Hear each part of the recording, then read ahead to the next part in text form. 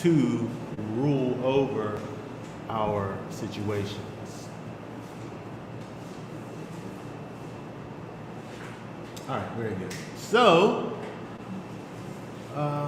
let us now go over to the New Testament and talk about the words of the Master.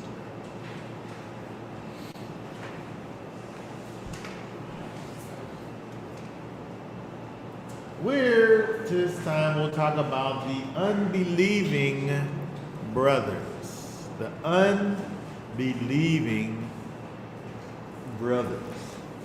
As always, in the words of the Master, we look at all of the words that Yeshua actually spoke. We'll look at the words that he spoke and the things that he spoke and the situations that caused him to speak. Today, when we look at the unbelieving brothers, we'll look at John chapter 7.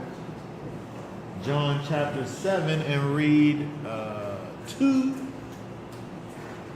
through 9.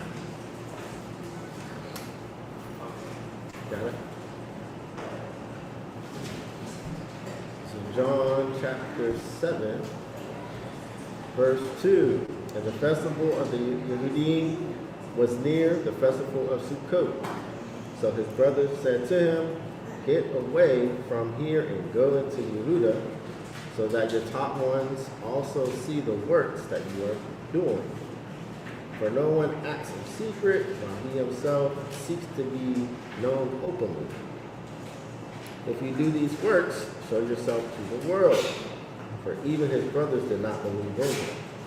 Yeshua therefore said to them, "My time has not yet come, but your time is always ready. It is impossible for the world to hate you, but it hates me because I bear witness of it, that its works are wicked. You go up to this festival. I am not yet going up to this festival, for my time has not yet been filled." And having said this to them, he stayed in Galilee. Okay, very good. All right, so looking at where this begins in verse 2, it gives us kind of a context of when this is, the festival of Sukkot, the feast of Sukkot, the feast of booths. I want to look at Deuteronomy 16, which is actually the last week's chapter, Deuteronomy 16 and 16.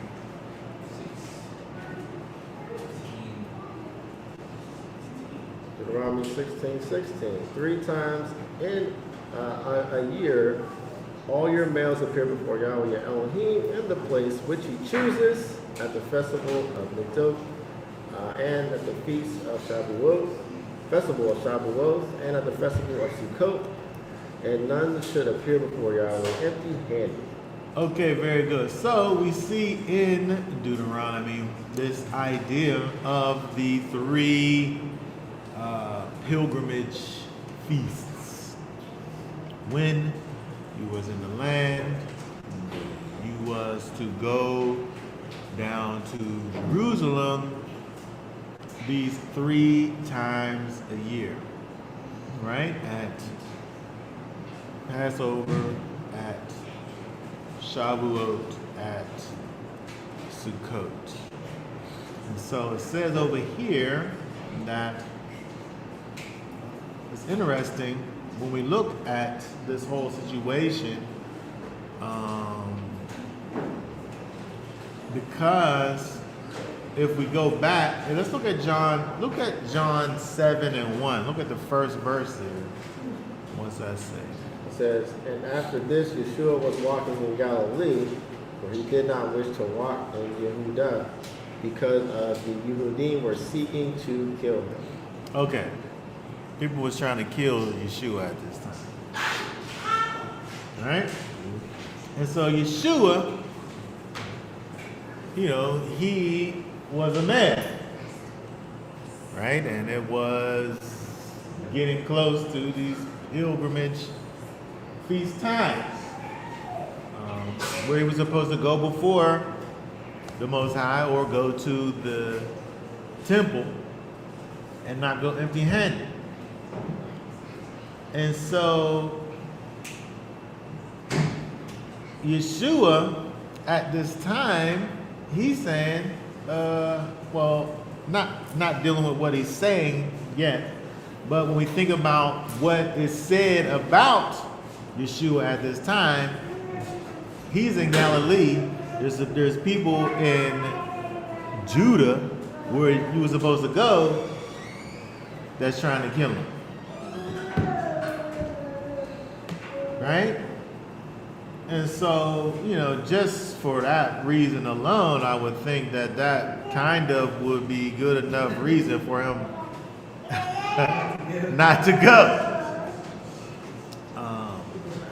It's interesting when we think about the Most High, the way that he has sent us Yeshua and the timing of everything.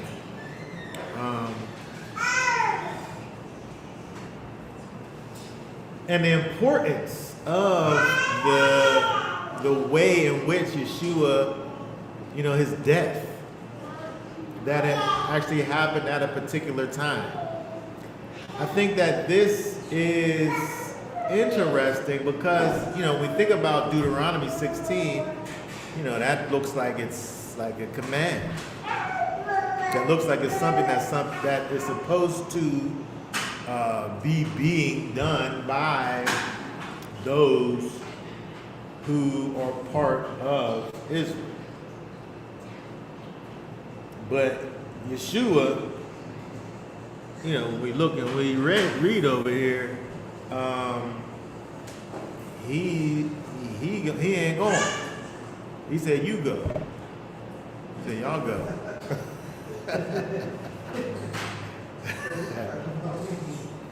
Y'all said we're talking about me go, you go.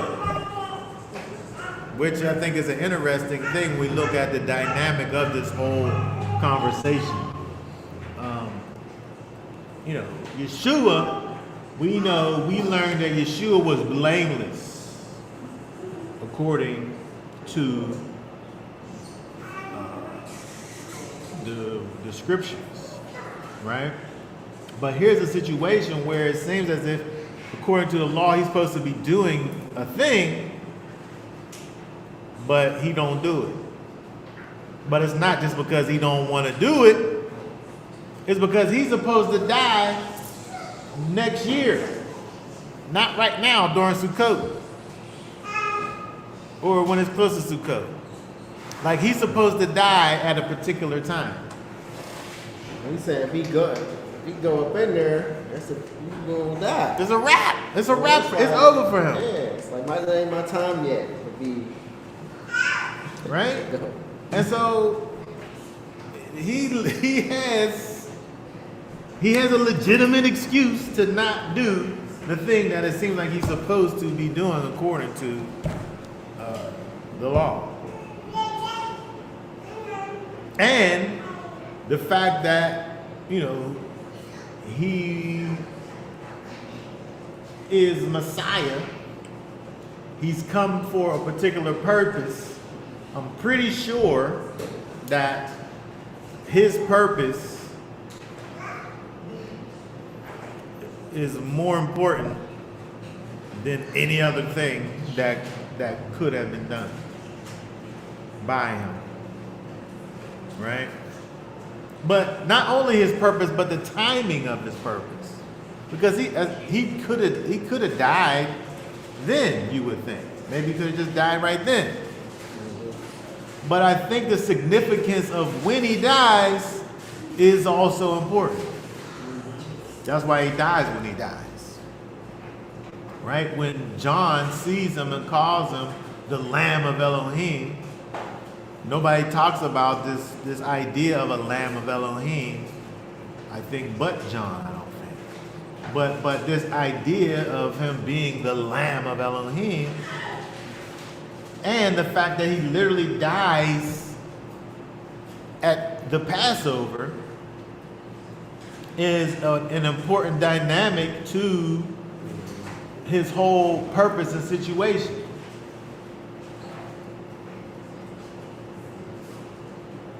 And so he understands that he has a particular timeline that he has to follow, and he's not going into the belly of the beast before he's supposed to. At least not for them. Huh? At least not for them to know about. To who to know about? Well, his brother.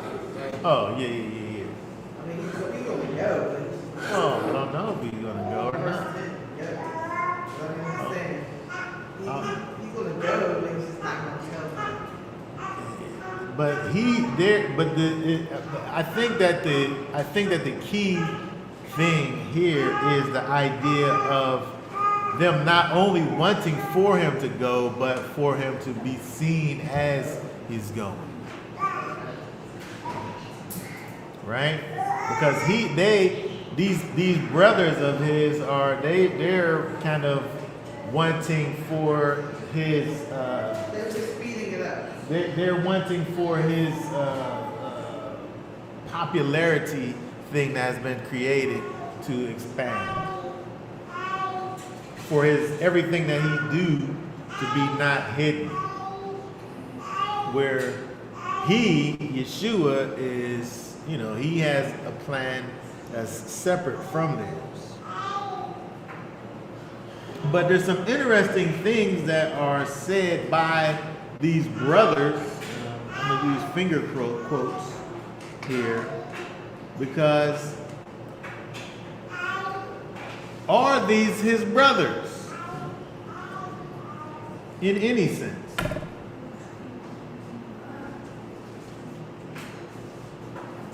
Read verse 3 again here with us. Okay. So his brother said to him, "Get away from here and go to Yehuda, so that your top ones also see the works that you are doing." Okay, so there's an interesting way in which these people are even speaking to him. Right? Get away from here and go. And so there's a bluntness in their suggestion to him that kind of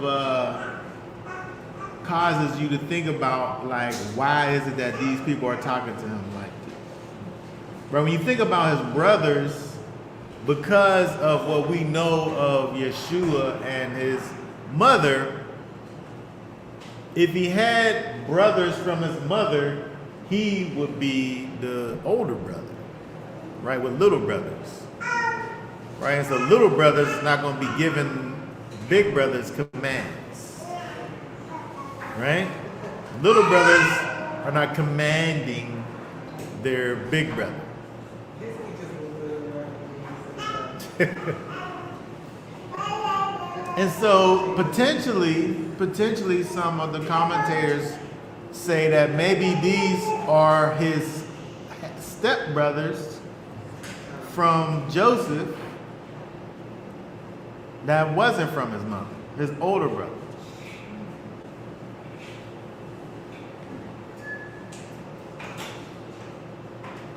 Because also you look and they say, your disciples. He said, your disciples, your top ones. Like they're not included in it.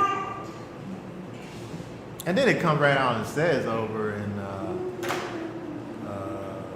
verse 5, they didn't even believe in him. Right? So it's not hard for us to see that they're not connected to the disciples or Yeshua in any way. The disciples, the ones who are claiming to be his disciples, know that it's dangerous for him to go openly to Jerusalem. They already know. And so here are these people that are referred to as his brothers, where they're trying to push for him to put himself in harm's way. I think too, like looking at this phrase, how I say, get away from here and go to Yehuda, so your top ones also see the works you are doing. Like clearly, I don't really take it like as negative the way they said it, because it's like you see somebody with a great talent, you be like, oh, you should be on American Idol. You need to go. You need to be going singing on this stage on Broadway. You need to go do this instead of being over here with us. That's like could have been a way, and it's like the disciples and all probably know, like, yeah, because you do that stuff, you stir the people up. It's a spectacle. Yeah. And so now I'm thinking that could be a perspective too to take on it, that they might be looking at it.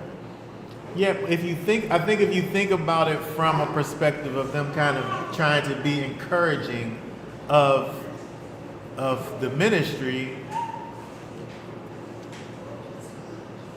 I think we could think about that only if they were believing, if they believed in what he was doing. But because of the fact that it tells us that they didn't believe, it's almost as if they're taunting him, it seems. Oh, that's what I'm saying. Okay. Maybe they Yeah. were trying Okay. to set him up to get killed. Maybe they was under the influence. It's hard. It's hard for me to think that they weren't doing anything other than kind of working from a negative perspective, just by the simple fact that it says that in verse 5, for even his brothers did not believe in him. Like, if you so much this or that, why don't you go down there to Jerusalem?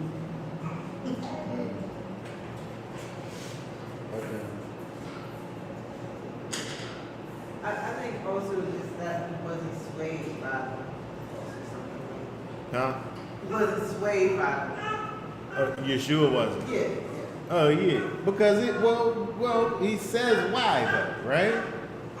But I think another thing that helps us to understand why I would think that why there's they're against, they're being contrary. They say in verse 4, for no one acts in secret while he himself seeks to be known openly. You are so secretive, but you're doing all these things that's like, everybody can see. If they said you do these works, show yourself to the world. It's obvious that he's actually doing things. It's obvious that he's doing things. So why is there an if here involved in it? If you sitting up here healing these people, go let everybody see you then. Why are you trying to be secret about it?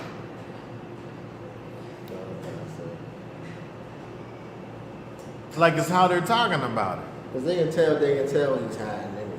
Huh? That's like they can tell he's hiding. Yeah. Well, he literally he is. Yeah. So it's like, okay. If you so much, like, why can't you go down to Jerusalem when you supposed to go down there? Yeah.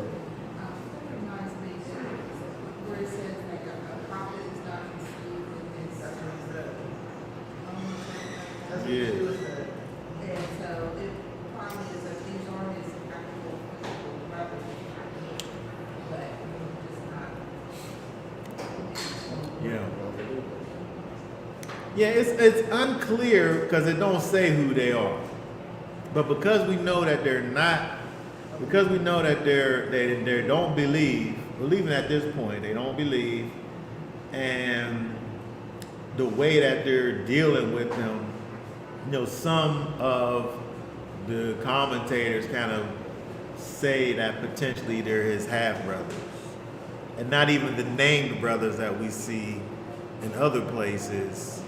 The three named brothers that we see in other places, because of the way that they are. Or not even brothers, maybe they're even just cousins, right? Because there's not a distinction in, the way that they talked about brethren could really be like some relative or whatever. But I think the idea here is that understanding that Yeshua understands his purpose, the Most High's plan, and that he has to stay within particular boundaries. And when we look at Yeshua, the way that he speaks to them, and even the way that he talks to them, are they even going to go and do the thing that they're saying that he should be doing? Like, they're saying that he should be going to the feast, but if you're so religious, why don't you go? You ain't even trying to go, but you trying to see if I'm going, and you trying to regulate, how I do it, but is you going?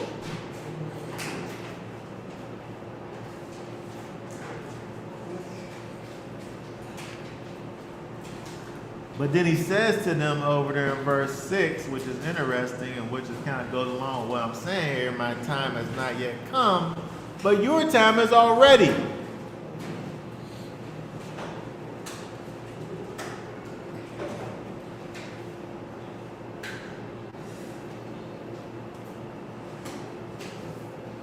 And so they don't really, so it's to me it's questionable. To me it's questionable as to the kind of the intention of these brothers, because first of all they're trying to get him to go and do the thing that he's supposed to be doing, but are they, who they're also men, are they trying to go and do the thing that they're trying to get him to do? But also the fact that he's adding this idea of time, and that his has not come, but yours is right now.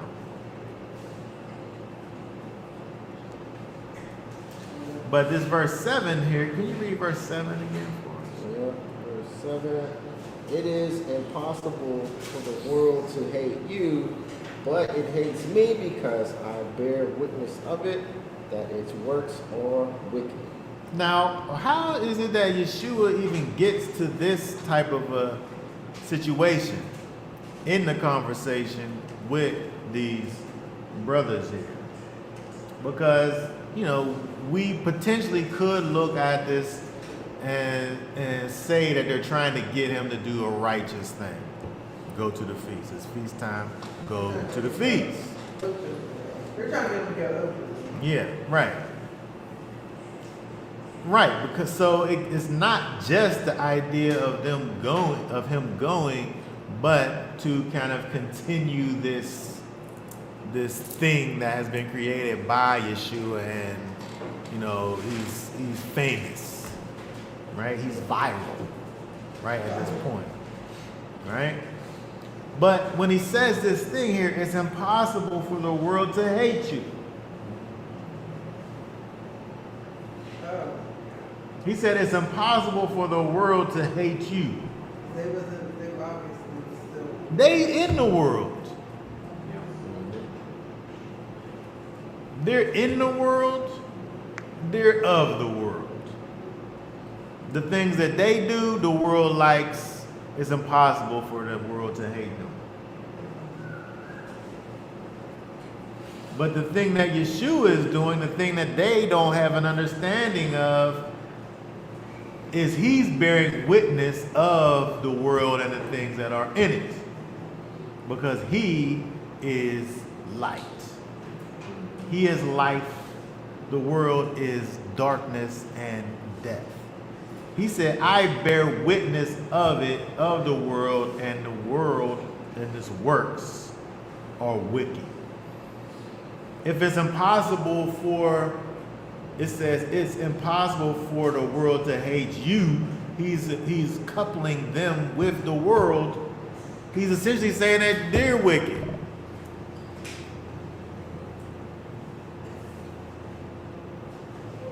And they're halfway in agreement with that because of the fact that they're not putting themselves as disciples of Yeshua.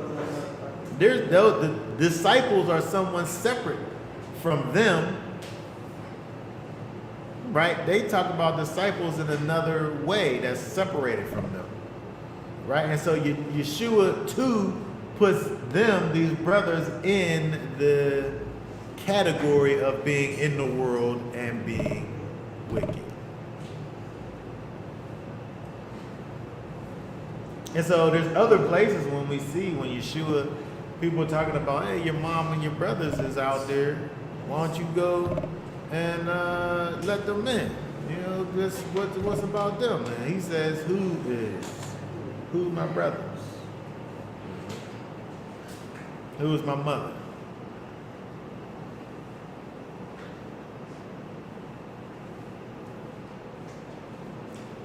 So it seems like these brothers and Yeshua both make a distinction between themselves and Yeshua in terms of their motivations and their intentions.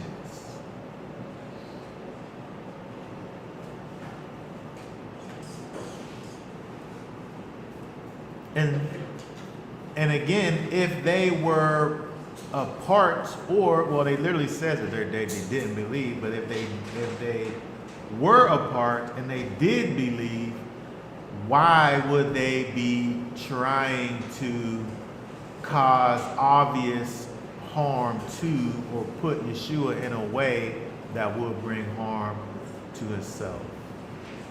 Right? So they obviously weren't in tune with what it is that Yeshua was doing. And they really, to me, it seems as if they're kind of egging him on to kind of, if you think about what Yeshua was to those that were non-believers, right? He's kind of just like this famous person, right? And it's not even really about what he's actually doing, but it's kind of like the folklore that exists with his fame. And I feel like the way that they're speaking to him is kind of dealing with Yeshua kind of on that carnal level. Like, if you're all that, why don't you go down there and let your disciples see how bad you really are? Right? But they're not really thinking about things from that spiritual perspective of what Yeshua really is doing. Is not about just simply making a name for himself, but he has a particular agenda, which is the kingdom of Elohim.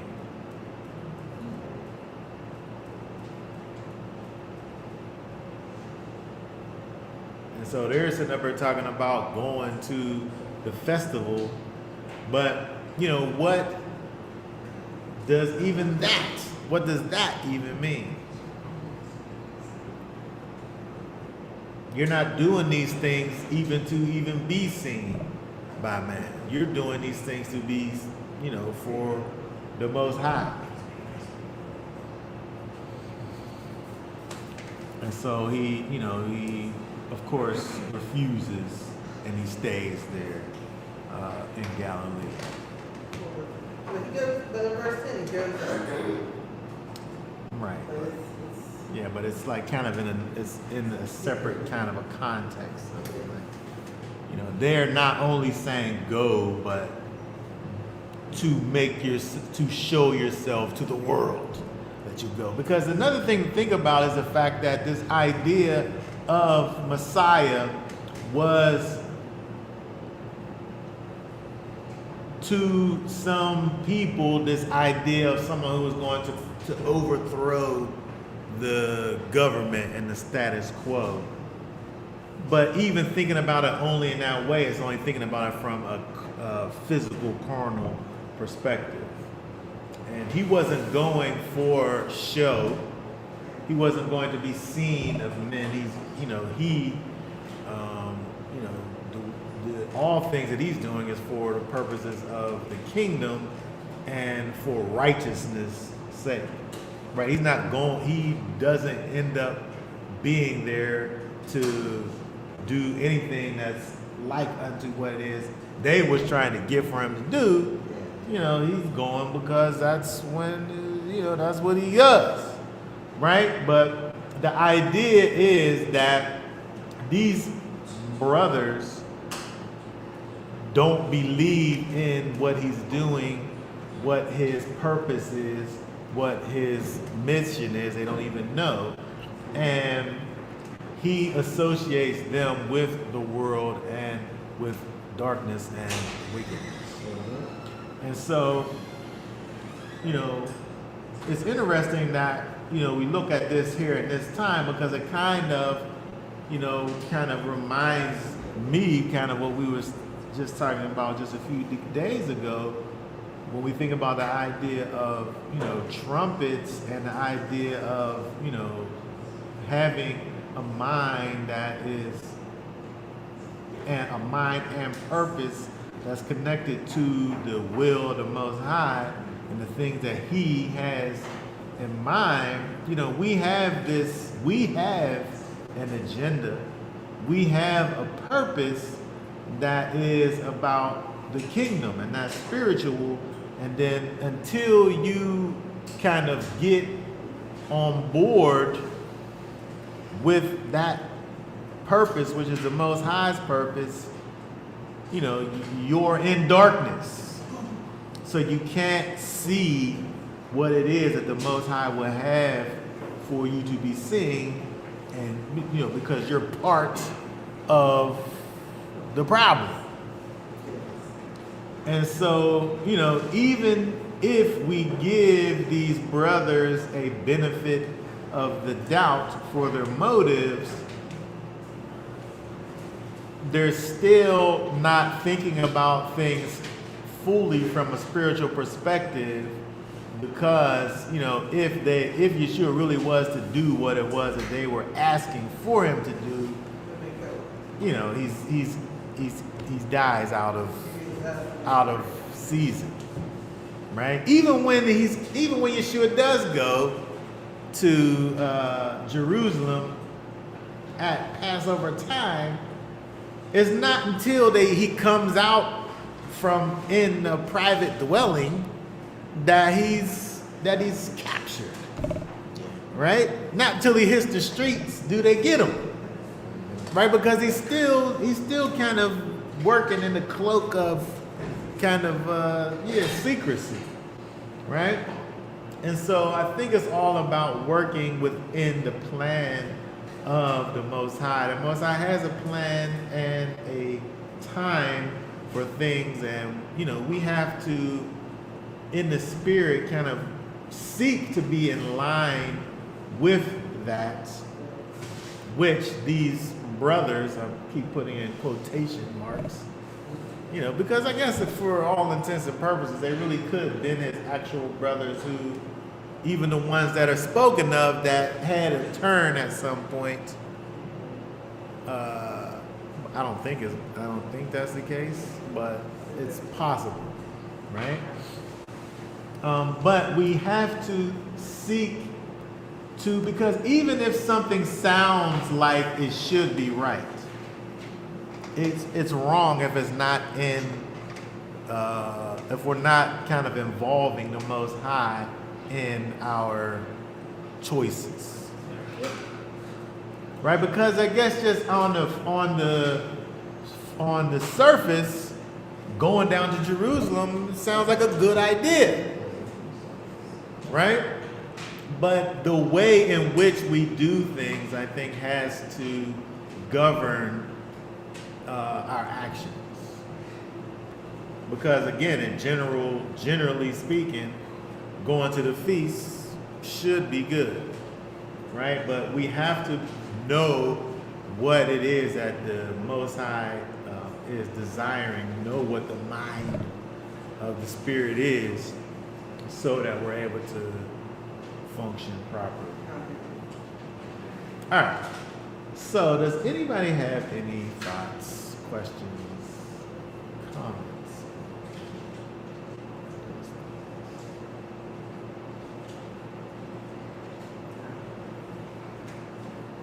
All right. So, that being said, we'll be done for now. Do we still have our little calendar events thing that you can put up on the screen for us there? Because we have a few more things going on. We had the Day of Trumpets, which was amazing.